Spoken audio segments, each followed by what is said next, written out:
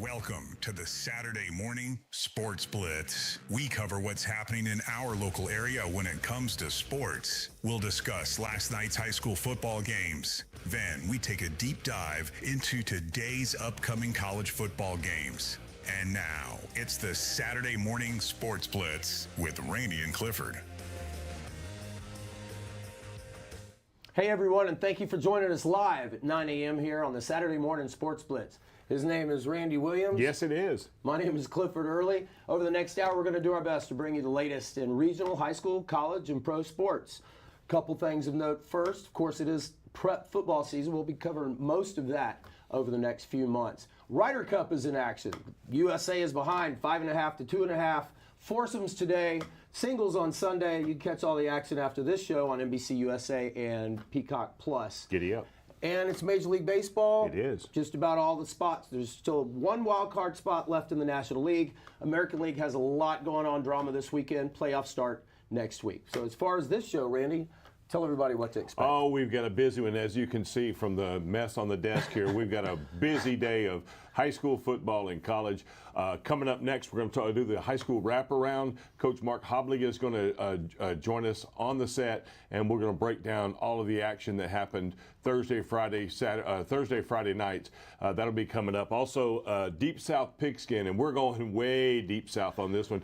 Former Heisman Trophy winner Gino Toretto is going to join us from the OB, so we'll talk to him about the Miami Hurricanes.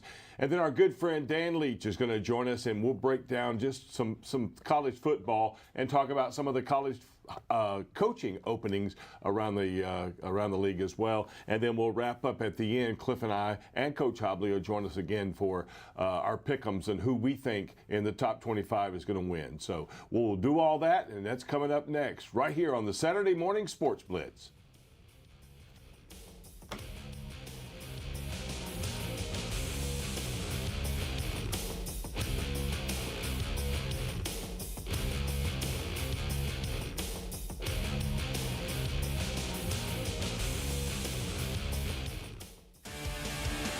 Saturday Morning Sports Blitz is proudly sponsored by Damien's Lemonade at the Drop-In.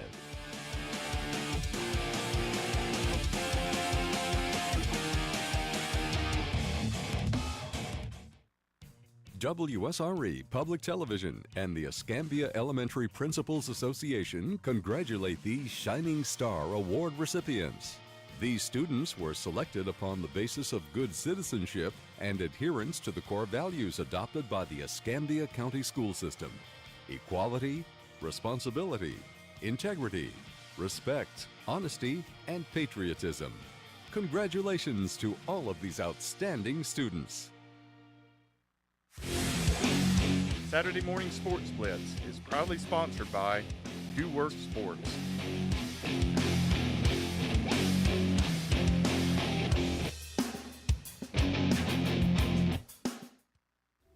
Finding a connection between my favorite PBS Kids show, Mr. Rogers' Neighborhood, and my son's favorite PBS Kids show, which was Daniel Tiger's Neighborhood, it really made it to where me and him could discuss big feelings a whole lot easier. And to just be able to see things through his eyes, because I could see them through mine when I was a kid. And that's why I love WSRE and why you should too.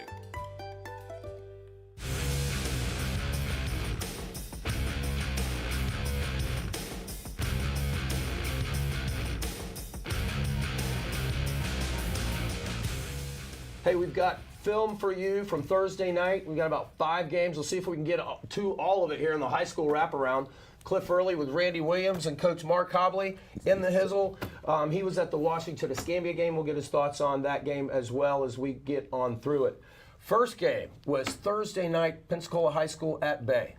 You know, that was probably a big challenge for Bay early on, and of course they kind of took the lead. But it was back and forth, you know, throughout the game. You had 7-7, 14-14. So that was a good, well-fought game. Your thoughts on that, Coach? Well, Pensacola High was down 34-28 in the third quarter, and as you said, Bay High is a very good football team. Pensacola High just didn't have enough. As you can see, we're only 40 players in with 10 seniors, so their future's ahead of them. So that's good to know. That's good to know, and let's give those guys and Coach Wade a lot of credit. For Coach their Wade effort. is going to join us next week after he's going to join us after the Mayor's Cup, of course, which is PHS. And Washington, which is next week at Blue Wahoo Stadium next Friday night. Of course, Soul Bowl is there during the day too, so I had to get that in. That's a great time down on the bay. 2 weeks after that, they turn it into baseball again for Florida State and Mississippi State. But I digress. PHS. The coach said, I knew I was going to have to be aggressive. He went 2 for 3. His kicker was struggling. Yeah. And he went 2 for 3 on onside kicks, and that kind of kept them in the game. Yeah. But they just wore out late. They really did. Like he said, they don't have, PHS doesn't have the depth, and Bay, maybe one of the best teams on the Gulf Coast Panhandle. Yeah, you know, and having a coaching change the last couple of years, his name, Coach Brown. Thank you, Jeremy Brown. Jeremy Brown. Yeah. He came over from Mosley. Yes, Yeah, sir. well, he was at Mosley, left there, went up to, I think, somewhere close to like Sneed's in that area, and then came back to Bay. And so I knew that the future for Bay looked good with him at the helm. And he's really turned that program around. Here's sure your number. has. I think this is your number 2. Yes, sir. And you can tell. I mean, them and Mosley are really on the top over in Panama City. So Bay moves to 5-1 with the 47-28 big win over Pensacola High. Right. And Pensacola High, of course, next week at Blue Wahoo Stadium Exactly. with Booker T. Yep, exactly. Okay, our next game, Milton at PC Mosley. Mosley takes their first loss of the year. Crawford Mosley High School is pretty good. Of course, Mosley got beat Yes. by Bay. That tells you, because Mosley was the team last year in Panama City, you know, and Bay is now turned around. But yes, I mean, it's Mosley's a good football team. Their only loss, of course, again to Bay, but a great victory for them over Milton last night. Yeah, Mosley's Adam Land had a TD, which led to a 13-7 halftime lead, and they basically just doubled up on the score in the second half and won by 2 touchdowns. Yeah. Yep. I think the interesting part right there is Milton came in number 1 in the region. They sure did. So this could possibly undefeated. And undefeated. This possibly could be a rematch game. In the playoffs. In the playoffs. Yeah.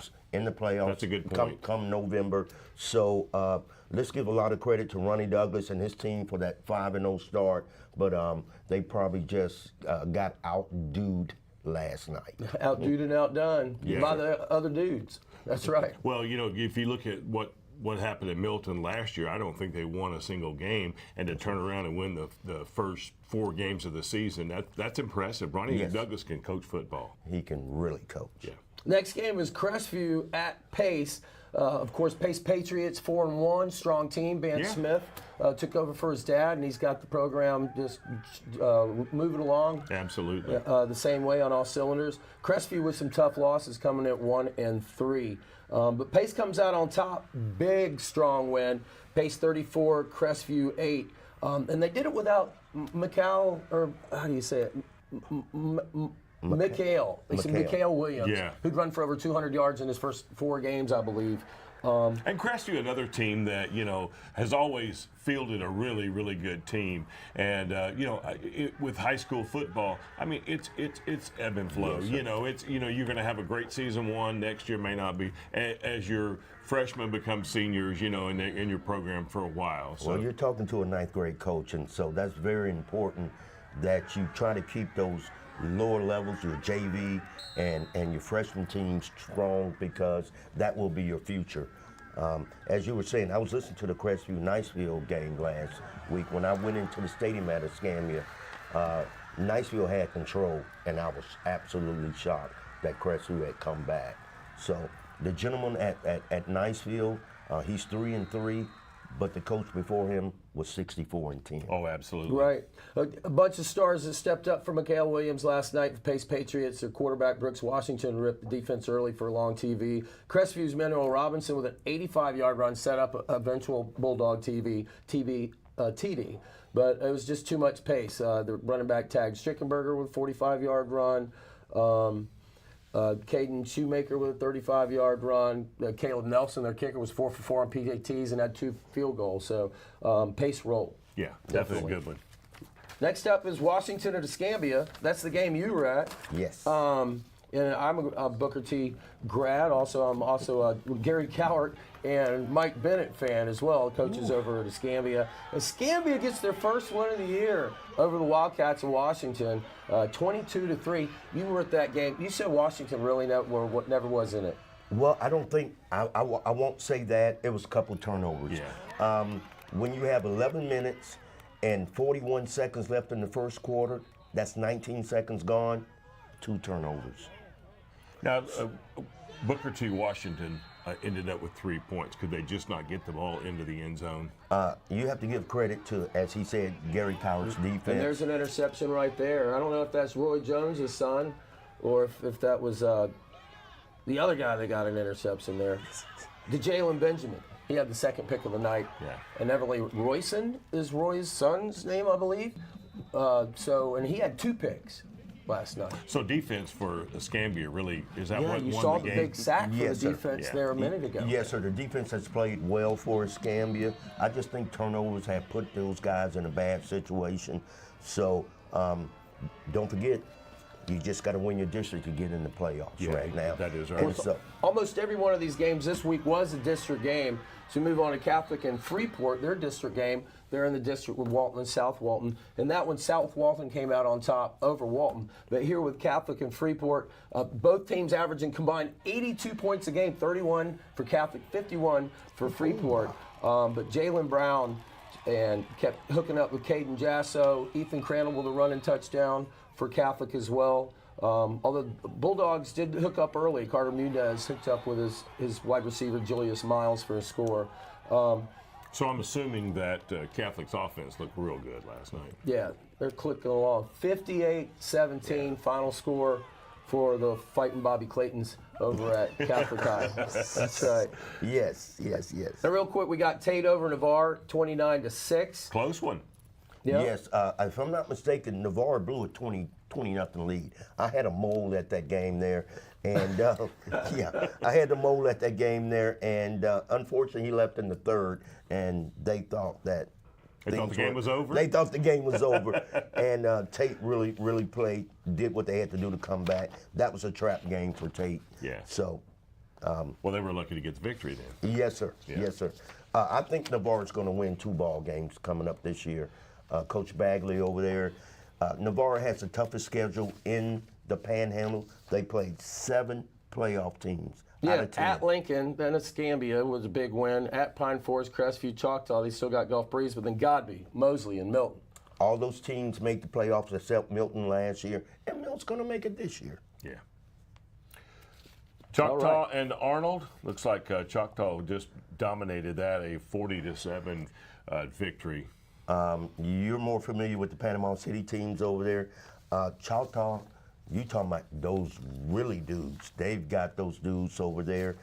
Choctaw is probably number 2 in the region behind St. Augustine. St. Augustine had a big win over Lake City, Columbia last night. Those 2 undefeated teams playing at 5-0.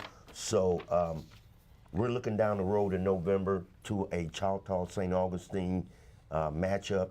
In late November, I will be in St. Augustine. Now, as far as Arnold is concerned, some issues early in the season. Their coach ended up getting suspended. It was 6 games, and then it ended up they reconsidered, and he's back. Last week was his first week back. So they're still ironing some things out. Good. So hopefully Arnold. I think they have a great coach, and I think that Vandergriff is their coach, and I think the future looks bright for Arnold. Good.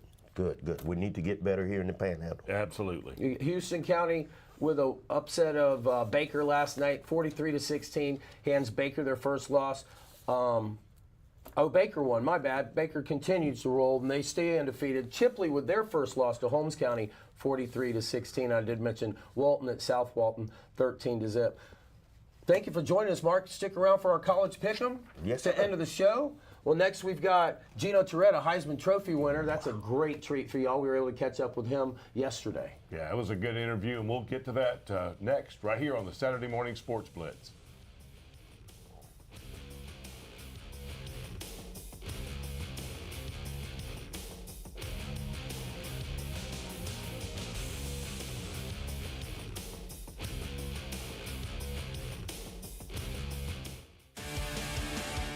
Saturday Morning Sports Blitz is proudly sponsored by Damien's Lemonade at the Drop-In.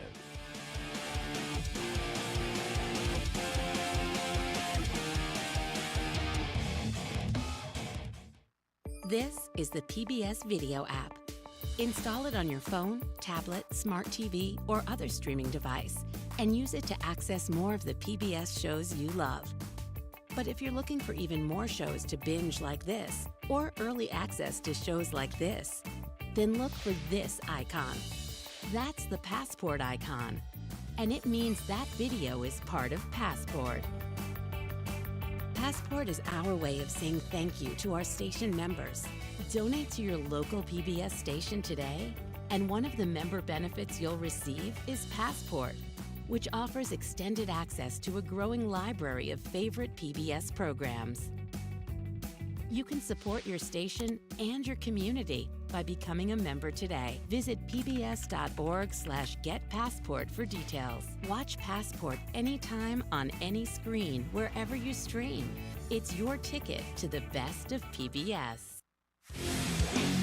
Saturday Morning Sports Blitz is proudly sponsored by Do Works Sports.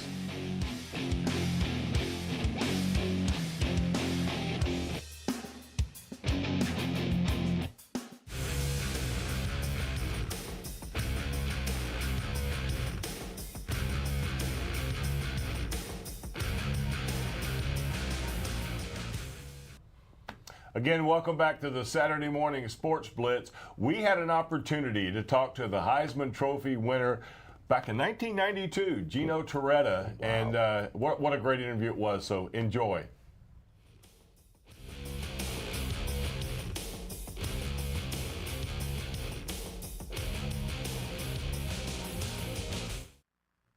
Welcome back to the Saturday Morning Sports Blitz. I'm Clifford Early. This segment is Deep South Pigskin, and we're going pretty deep south, Randy. What have we got here? I don't know if we can go any further south at all.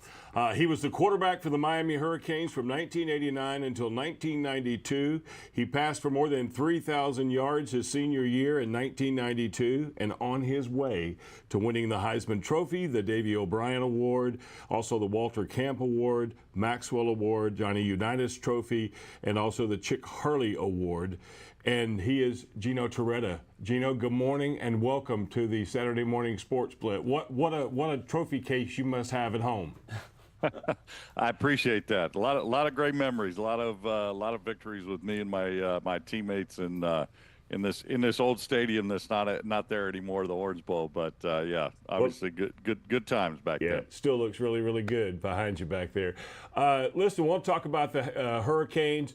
I mean, they're sitting here, the number 2 team in the country. They're 4-0. They're a bye week this week, and then next week they go to Tallahassee to take on the Florida State Seminoles. Is this as good a Miami team as you've seen in a long, long time? Well, I know personnel-wise, Mario says the best team he's had. I think that, what they've done is they transformed the defense. For as good as our offense was with Cam Ward last year, our defense just really wasn't up to kind of Miami Hurricane standards. But new DC comes in, a lot of transfer portal additions, recruiting additions, and they've played well. They've been aggressive, and they've taken advantage of playing at home. Listen, the heat and humidity definitely have a factor down here early in the season. And as Florida State was having to eat popsicles, or not Florida State, Notre Dame was having to eat popsicles in the third quarter to try to stay cool. You can't prepare for that. So, but they've started off great in bye week, and then obviously the big one at Doak Campbell next week. Gino, this is Cliff Early. Thanks for joining us again. Gino Torretta, 2-time national champion and Heisman Trophy winner.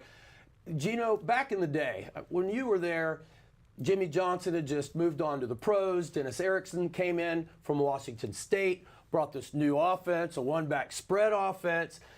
How was it like with your savage culture that y'all had back then, preparing for the games, especially your intense rivalries with Notre Dame and Florida State? How did that savage attitude affect game prep and the intensity of game prep, as well as how do you see that today with Ruben Bain, the defensive end? He's a beast. How do you see it parlaying it over into today's Hurricane program? Well, fortunately, I had some experience with with Coach Erickson because he recruited me to Washington State from my hometown in Northern California. So I knew Coach Johnson and Coach Erickson. I had seen that offense, obviously watching it in the Pac-10 be very successful. And then when I got to Miami, and then the next year when Jimmy left, I mean our practices didn't ever take a notch down. It was we were full go. It was just unbelievable intensity. And you're playing for pride. You're playing to be remembered for your lifetime, for your career. The Miami Florida State game was, that was it. We knew the national championship ran through that game, but it was just kind of a collision of an innovative offense that nobody had run on the East Coast, and then add in the speed and athleticism we already had, and then we had some QBs that could chuck the ball around a little bit, and it was pretty good. I think Dennis ended up being 63-9, so it was a good marriage here at the University of Miami. Gino, here's a question for you. You played, of course, with Mario Cristobal. I'm assuming your relationship is pretty tight with him, being the fact that you were teammates. How does he feel about Miami in this year? I mean, does he say that he has a really good team and he thinks they have a shot at maybe another national championship, or is he a little more laid back and low key about it and just getting the work done? Well, I know he knows he has his most talented team. I mean, those are his words to me, is his most talented team since he's been here. I think that he also knows the standard that we had when we were in college. We came in together in 1988 and left after the Sugar Bowl in 92. So, we played our 5 years here. We were 55-5. We played for 3 national championships. Probably could have played, if it was the playoffs now, we would have played for 5 in a row. And we ended up winning 2. So he knows the standard. He wants to get the team back to the standard. But I think as a coach, when you're in it, you're just worried about the next play. You're worried about the next series and the next game. I don't think he's thinking, hey, this is what I have to do. I think it's little steps. Trust the process, and they've started off exactly how they wanted to, and they got a big one in a week after the bye. Gino, you were 26-2 as a starter. Your undefeated season, of course, was the famed wide right in '91 at the Doak. And so that was a big notch, as you said, going through Tallahassee to win a national title. Which game would you want back? You only 4 losses for the Canes when you were there 4 years. Of course, the last one was that Sugar Bowl against Alabama. A tough loss when y'all were #1 against Ty Detmer and BYU, as well as a Notre Dame loss as well. Which of these, of course, lost to FSU, won during your 4 years. So which one of those would you want back to try to restart and win? Well, if I had one of those, I would want to replay Alabama in the '93 Sugar Bowl. I mean, they were, I knew they were talented. I mean, they got through Florida, won the first SEC championship game in Birmingham, and we knew what kind of talent they had. We just didn't come out and play well. We fumbled a couple times early in the first half. Our defense gave up some plays, a lot of yards on the ground, but I would love to have that one back if I could go back and play one again. That knowing what I know now, but that would be it. Between that one and the '89, we ended up losing to Florida State my redshirt freshman year, but we still won the national championship. So if there was one to have back, it'd be that last one when it was for the title. Next game up, again, as I mentioned earlier, is Florida State. Have you had a chance to watch them and kind of your thoughts going into this game? You think that that Florida State is going to have the home field advantage, of course, but do you think they're going to really be Miami's toughest game all year? Well, it looks like that on schedule. I mean, you think if Miami gets through this one, they'd be favored significantly in the rest of the games. And I would say this, listen, this game means, more than just a game. It's what you're forever remembered by, either as a Miami Hurricane or as a Florida State Seminole. And I think that they know what's on the line, and I think that it's just a matter of going out there and preparing. Florida State is a lot better than they were a season ago. Obviously, I think that people maybe their memory doesn't go back very far, I'm like, you realize 2 seasons ago, they should have been in the national championship game, but their quarterback got hurt, and the voters said, "Oh, this isn't the game we want to see," and they didn't get in the championship game. So, I would say this: I would more evaluate Florida State as that team than the team from last season that only won a couple games. Joined by Heisman winner Gino Toretto of the Miami Hurricanes. Of course, he's calling a game in Oxford on Saturday. We were able to tape this on Friday. But real quick, my question is, with the NIL and the transfer portal, what's your biggest concern for that right now? I mean, Miami's a winner. Your boosters have been kind. But with the transfer portal coming up, with coaches fired in the middle of the season, is there anything that you would tweak to the transfer portal calendar? Well, I think what they've recently done is close one of those portal windows. And they made it a January window and not the spring window. So I think that's one of the changes that the NC2A has proposed, and hopefully they abide by that, because I think being a free agent twice a year, every single year of your college career, is a little much. But I think that they've started there, and I think Mario and the coaching staff, the university, have navigated this new portal era, if you will. Well, but it's going to change again with the revenue share from the schools. So now part of the revenue is going to come from the universities, as well as outside money with name, image, and likeness. So I think, to me, I would have rather had a portal window after spring practice. So at least if you committed to a school, it'd be for 2 semesters, and you would go through a spring as well as a fall season. But they're not going to do that. It's going to be a January window, and we'll see how it goes. But I think they've done well. It's just, listen, we can talk about it. We can maybe complain. It's not like it was when I was in school, right. But it is what it is, and you have to deal with it. And I think that the schools that seem like that they've dealt with it and been aggressive are the schools that have had the most success in it. Yeah, and you either accept it or you don't. There's been several coaches that pushed back on it. Dabo Swinney is one, and I think that may be part of what his challenge is now with his team. Maybe he didn't buy in early on, and he's suffering for it. What are your thoughts on that? I don't think there's any question. I think that, listen, we'd all love to, the old way where you were recruited as a high school player, and then you were given time to redshirt, develop, and then you kind of became a starter, maybe in your junior year. But it's not like that anymore. You're expected to play, contribute right away. I think that when, as a quarterback, obviously quarterbacks with experience do better. There's no bones about it. An offense better. You're calmer when you're on the field. Look at what Ole Miss is doing with Chambliss, who's kind of gone in there. He's a fifth-year guy from Ferris State, won a national championship, and all he's done is gone out and played lights out for Ole Miss and kept them undefeated. So I think there's all kinds of stories like that where if you can recruit an experienced player, you'd rather have an experienced player that, it's your recruitment of that player is a little bit higher hit rate than maybe a 5-star high school kid. So it's just kind of the system. Hey, Gino, I want to give you some kudos here. I certainly appreciate you joining us this morning. The University of Miami has announced that they have got a $1.81 million donation, and they're going to use that to construct 2 life-size statues of you and Vinny Testaverde. Tell us about that.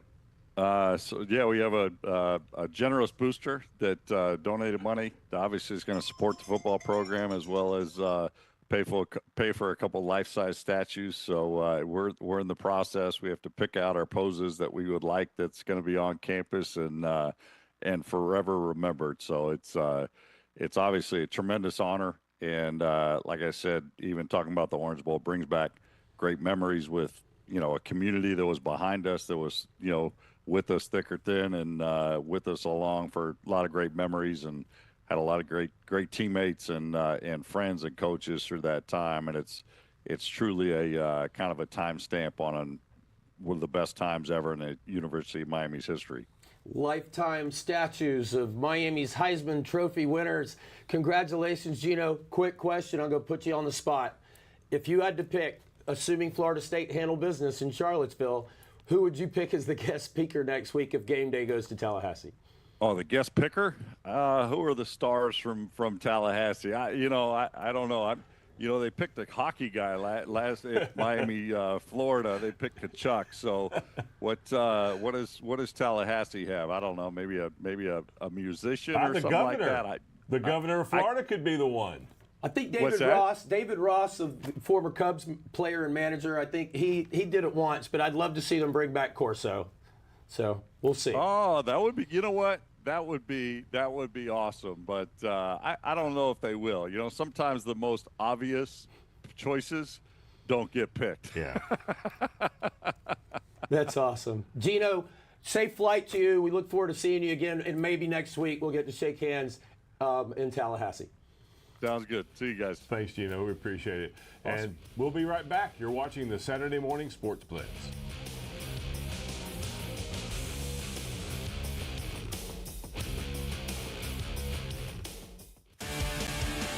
Saturday Morning Sports Blitz is proudly sponsored by Damien's Lemonade at the Drop-In.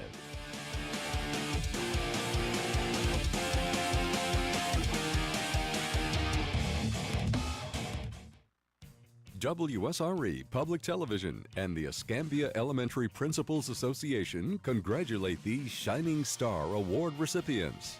These students were selected upon the basis of good citizenship and adherence to the core values adopted by the Escambia County School System: equality, responsibility, integrity, respect, honesty, and patriotism. Congratulations to all of these outstanding students. Saturday Morning Sports Blitz is proudly sponsored by Do Work Sports.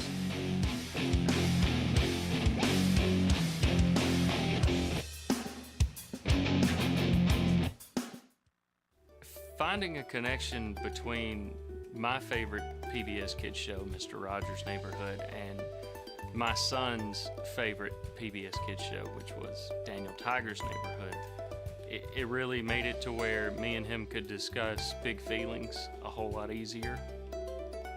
And to just be able to see things through his eyes, because I could see them through mine when I was a kid. And that's why I love WSRE and why you should too.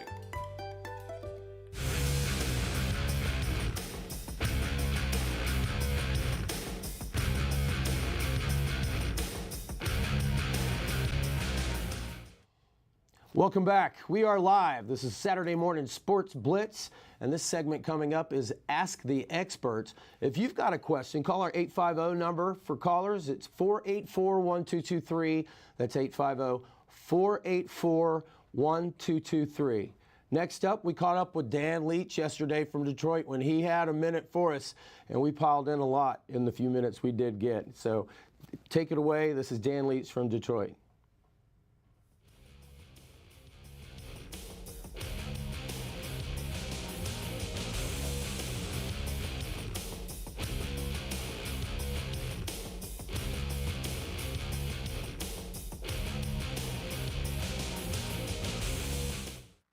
All right, welcome back to the Saturday Morning Sports Blitz. Again, I'm Randy, that's Clifford. And, Clifford, we got ourselves a Ask the Expert this week, and tell me who that is. We've got Dan, the man Leach, joining us from Detroit. Ask the Experts. He's wearing his Wizard shirt, Wizzy Wiz, and Wizard stick. So Dan Leach, he works for Benzinga, the information conglomerate, as well as WHMI up in Detroit, as well as his website. Dan, tell us about your website again. Well, first off, great to be with you guys, Randy and Cliff. And I am an amateur wizard. And I do have a award-winning handicapping site, DTMSquatchfix.club. So we're killing it on that. And I hosted the Monday Night Edge for my good friends at Bull Rush. So the fun never ends when it comes to Dan Leach. Well, welcome, Dan. And my first question for you is related to Major League Baseball real quick before we move into football. Tell us about the pennant races that are finishing up this weekend, and who's qualified and who still has a shot. Well, listen, I'm here in Detroit, and I'll tell you this. I mean, a couple days ago, if you brought this up, Tigers fans would say, let's not talk about it, because Detroit is in the mist. Hopefully it doesn't happen, but they are in the mist if they lose the Central, which they were up at 16 games in July. would be the biggest collapse in modern Major League Baseball history. So we'll see what they can do in this series over the weekend with Boston. They finally won a game, stopped their losing streak on Thursday to get, tied back with the Guardians, who have the tiebreak in the AL Central. But it would just be, it's already been an epic collapse. If they lose the division, they have a chance of missing the playoffs, which even a week ago would have been unheard of. So that's going to be interesting to see what's going on in that situation. The Red Sox, obviously, fighting for wild card spots, Astros as well when it comes to the American League. And then in the National League, you got Cincinnati trying to fight with the Mets, who would have maybe the biggest payroll collapse in history. Their payroll is 3 times the size of the Tigers, and they could miss the playoffs. So it's going to be a very interesting final weekend in Major League Baseball. And if people didn't know, all the games start at the same time on Sunday, much like they do in the World Cup in the final game of round robin competition. So teams that need to, win a game or need to obviously, they don't want to have teams do things that could affect other teams that aren't involved in the playoff race. So it's going to be an exciting final few days. But boy, if my Tigers don't win the Central, even though I am holding a 33-1 ticket on the Guardians as an emotional hedge to win the division, I'm going to be very, very disappointed. I think a lot of people will be tuning into the playoffs this year with the Cubbies and the other powerhouses. Glad to see that the Tigers made it. Let's move on to football. Not yet, Cliff. Some of the coaching candidates, there's been a carousel already. 3 coaches out. UCLA has let go of Deshaun Foster. Virginia Tech was first. They let go of Brent Pry. And recently, pick on me, I'm 40, Mike Gundy was let go, winningest coach at Oklahoma State by 100 games. He was let go this week. Who do you see taking these jobs? Are these which ones are high-quality jobs? And do you think it was a mistake to fire them this early with the transfer portal? Well, let's start with Gundy. I mean, he's been there 20 years. I mean, that's a long time for a guy to be in one place. He had some success, but so many different years. There was definitely disappointment. They underachieved. I think the Oklahoma State job is still a great job because think about all the endowment, all the money from people, rich alumni that have built that new football stadium. They've got a ton of ways to use NIL to bring it, to bring in student athletes. So to me, that's still a great job, and it's still a Big 12 job, and it's still something where it can be intriguing to be, the head coach there. The Virginia job's interesting. I mean, we'll see what happens there. I don't know if that's going to be really the most sought after job because they've had moments where that's been I don't want to say a national program, but a program that has made things really exciting for their fan base and for what that kind of level of competition should be. But overall, I don't think you're going to really get like a sexy coach for necessarily either of those jobs. So UCLA is a Big Ten team now, even though that's super weird to me because they're in California, I'm in Michigan, Big Ten should be in the Midwest, but that's still a massive job. They play in a huge stadium. They've got tons of money. And I believe that will be of the 3 jobs there, the one that might draw kind of the biggest name, if you will. But to be honest, for those 3 jobs, you might not want a big name. You might want a guy that's on his way up, like a Mike Gundy when he was a young Mike Gundy, someone like that can transform a program. So we'll see how that all shakes out. Now, are you talking about the Mike Gundy that was once at one time? He was 40. He's a man. He's still a young guy, so he's still got a lot of coaching left in him, just like Dabo Swinney said, last week when somebody had asked him about his job security at Clemson. He said, hey, man, I'm young. I'm not going to the beach. I'll go coach football somewhere else. Let me ask you, maybe this may be a little bit different twist in this, but expectations were high this year for South Carolina and Shane Beamer. His dad, Frank, coached for the longest time at VTech. What is the possibility of if things don't work out at South Carolina, Shane Beamer, heads to Virginia Tech? Listen, he's got the lineage ready. By the way, can you believe that Mike Gundy was 18 years ago when he said he was a man? That's crazy. Yeah. 18 years ago. I feel like I was in grade school back then. Yeah. But listen, Beamer's got the lineage. You're right. You're so right about this. And you guys, when it comes to this, I don't know if they were fair, but there was crazy expectations on South Carolina, which has been, traditionally a program that has been, I don't want to say, average, but they have not been an above average program. They've not been a national program. They've had years here and there. Obviously, Lou Holtz was around. They've had some moments, but to put these crazy expectations about, on this program to me seemed a little nuts. I think Beamer's going to have some chances there, but he would be the kind of guy you would want to look at to get to a job like a UCLA possibly, or a Virginia. Obviously, Virginia knowing the area well. His dad obviously coached Virginia Tech forever. So that's, Randy, it's definitely a possibility. But once again, when you look at those 3 jobs that you mentioned, when it comes to obviously UCLA, the biggest, I think, of all of them. Oklahoma State probably has the most money. And then Virginia, a job that's, in the middle somewhere.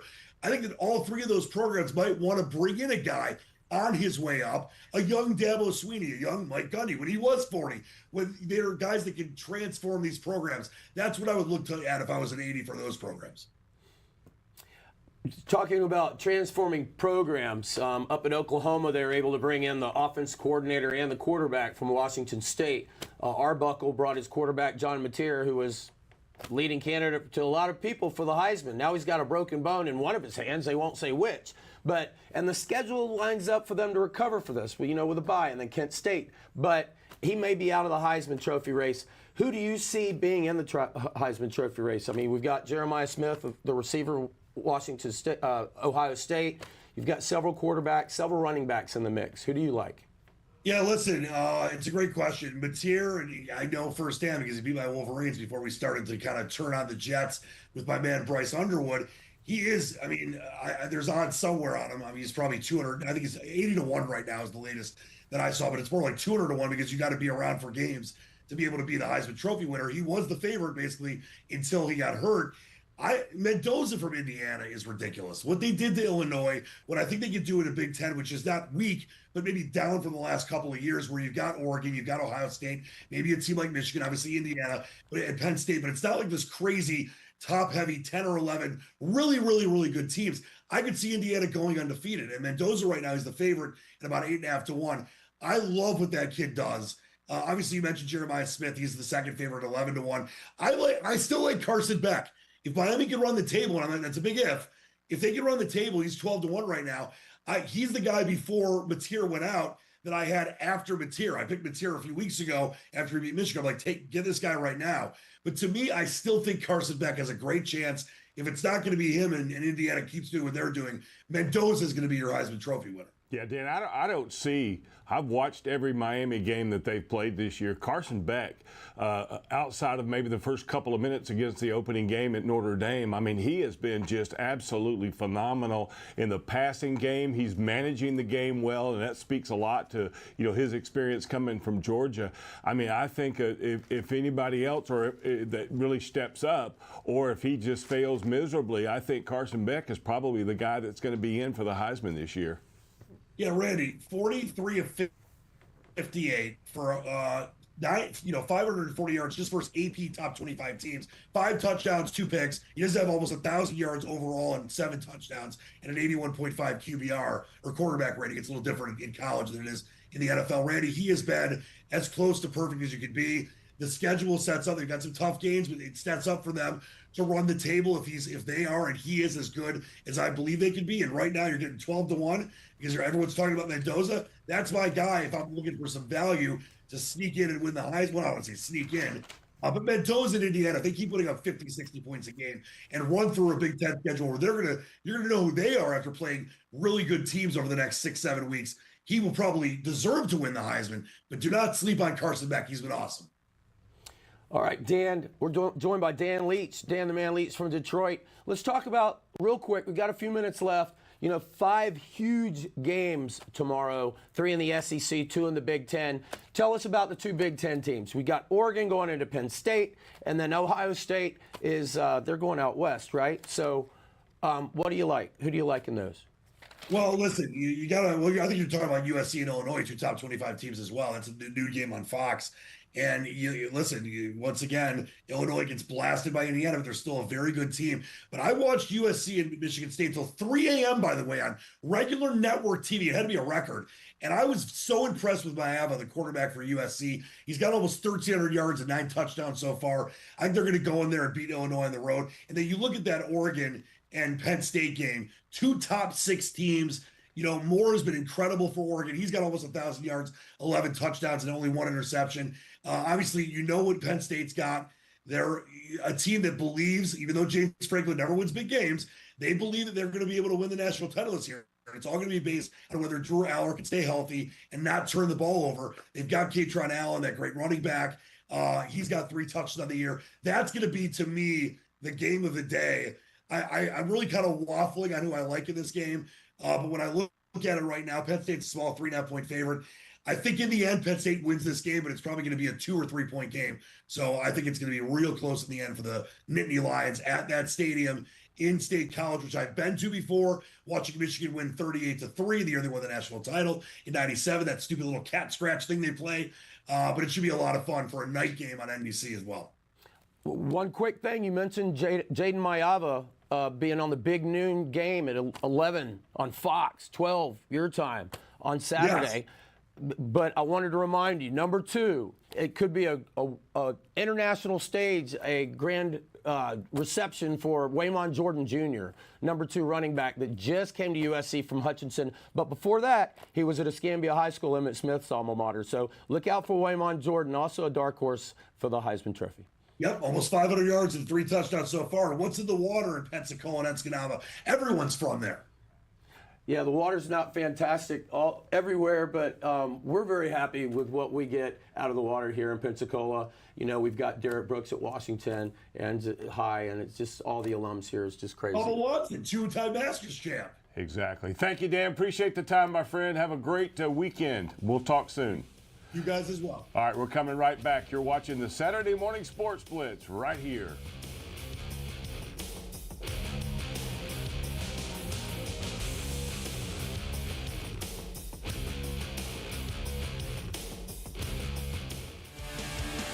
Saturday Morning Sports Blitz is proudly sponsored by Damien's Lemonade at the Drop-In.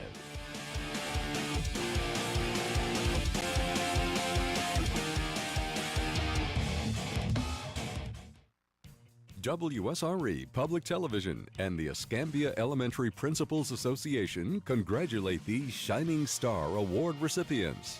These students were selected upon the basis of good citizenship and adherence to the core values adopted by the Escambia County School System: equality, responsibility, integrity, respect, honesty, and patriotism. Congratulations to all of these outstanding students. Saturday Morning Sports Blitz is proudly sponsored by Do Work Sports.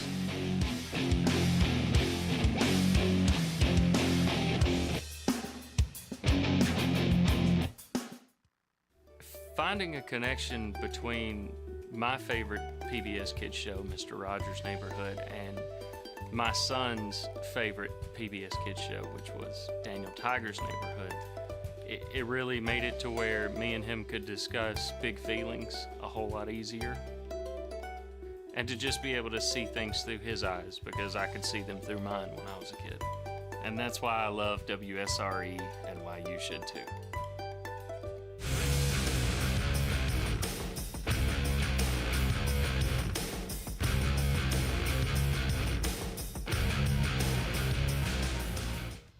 Welcome back to the Saturday Morning Sports Blitz. I want to thank Dante Shepard, Coach Dante, for his work with Do Work Sports, his support of our show. Check out his Facebook page, Do Work Sports. He's highlighting high school players all week long on his Facebook page. Also want to thank Coach Mark Hobley for coming in. Show him the ring. Pensacola High School coach. Thank you. No, that was 2009. Yeah, well, I got there in 1996. There you go. So and I know you worked with my mom for several decades. That means a lot to me. And real quick about UWF, they are 4-0. They are ranked number 3 in the country. Right now, their next home game is October 11th, 4 p.m. at Penn Air Field on campus. Preseason number 1 in UWF's league is Ferris State. And they're interesting. They're quarterback that won the national title last year transferred to play for Lane Kiffin, and he'll be on TV when LSU goes to Oxford to play Ole Miss today. Well, speaking of Ole Miss, we've got somebody on the line. It's Big Al. He wants to talk about the Ole Miss LSU game. What do you think about that? Well, let's see what Big Al has to say about Ole Miss LSU. Good morning, Alan. How are you? Hi, super. How are you guys doing? Doing great, thank you. What's your question, Enjoying Alan? the show. Thank you, brother. Well, I've given up on my Gators this year, so go Tigers. All right, I guess that's it. Now, there's a lot of Tigers out there. Are you referring to Clemson or are you referring to LSU? LSU, baby. So they've got Ole Miss today, and I was wondering what you guys thought. I know Ole Miss won beat them last year. So it's a rivalry game. You never know who's going to take it over. But Ole Miss quarterback, with their starter is out. They have that Trinidad starting for them. So I was wondering what you thought about the quarterback play for both LSU and Ole Miss, and what you thought the keys to LSU getting out of there with the win is going to be. Awesome. Thank you, Big Al. I think LSU this year is a completely different team than what they have been the last couple of years. I think it's going to be a fantastic game. But Lane Kiffin loves these type of games. Yes. And I'm telling you, if I had to pick right now, I would lean Ole Miss. Yeah, if Ole Miss is going to move up the tiers, possibly make the college football players, or at least make a run to get in there, this is a game they have to have. Now, we mentioned Trinidad Chambliss, the dual threat guy that came from Ferris State, that's playing for Lane Kiffin. The game is in Ole Miss. Now, originally the spread was 1.5. That means that with the 3.5 points as home field advantage, LSU was really favored by 2. But a lot of people think that LSU defense, even though the offense has questions maybe, that the defense is sound. Well, I'm going to say this. This could be a little controversial, but the history shows that LSU's head coach does not do well in big, high-profile games. So we'll see. Does he have the team to overcome that is going to be the question. But again, Coach, what do you think? Oh, I think Cliff made the interesting point there. LSU started out as like a 1.5-point favorite. Obviously, the smart money or the wise guy money has now moved to Ole Miss. I think you need to pay attention to that. Yeah. I think we saw a little bit of that last night. I think we saw a little bit of that last night where the FSU line moved from 7.5 to 6.5. The wise guy money was on Virginia, and the wise guy money is on Ole Miss here. I'll go with the Rebs. All right, let's start with the top 25 here. We'll start with the Ohio State Buckeyes. Ohio State plays Washington, and your thoughts on that one? I mean, you're looking at a Washington team that's 3-0. Well, 8.5 at home. I'll take the 8.5. Oh, so he's going to pick up the Huskies. I know Joel Klatt mentioned that he thinks Ohio State's going to win and support the spread, but Washington will probably score a late touchdown and bite into that, and so they'll beat the spread.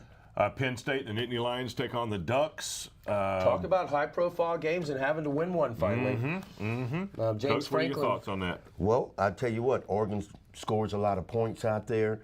I think Penn State maybe wins this.